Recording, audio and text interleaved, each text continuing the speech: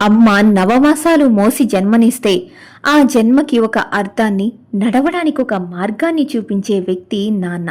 మన ఇంట్లో ఉండే ఒకే ఒక నిశ్శబ్ద పోరాట యోధుడు.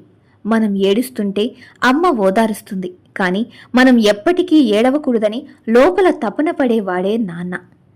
మనకు నచ్చిన బట్టలు, నచ్చిన బొమ్మలు కొనివ్వడం కోసం తను మాత్రం చినిగిన బనియన్ వేసుకుని అరిగిపోయిన చెప్పులతో తిరుగుతాడు. తన ఆకలిని దాచుకొని మన కడుపు నింపుతాడు.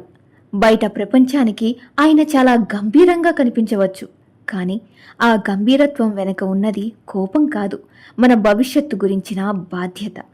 మనల్ని మోసేటప్పుడు ఆయన భుజాలు అలసిపోవచ్చు, కానీ ఆయన నమ్మకం ఎప్పుడూ అలసిపోదు. మనం గెలిచినప్పుడు అందరికంటే ఎక్కువగా గర్వపడేది నాన్నే. మనం ఓడిపోయి నిరాశలో ఉన్నప్పుడు నేనున్నాను చూసుకో అంటూ వెన్నుతట్టి ధైర్యాన్ని ఇచ్చే ఆ ఒక్క చేయి చాలు 100 ఏనుగుల బలం రావడానికి. మనం పడిపోకుండా ఉండడం కోసం తన జీవితాన్నే పునాదిగా మార్చిన మహానుభావుడు ఆయన. నాన్నంటే కేవలం ఒక బాధ్యత కాదు, మన జీవితానికి ఒక భద్రత. రోజంతా కష్టపడి ఇంటికి తిరిగి వచ్చినప్పుడు తన అలసటను దాచేసి మనల్ని చూసి నవ్వే ఆ నవ్వు వెలకట్టలేనిది.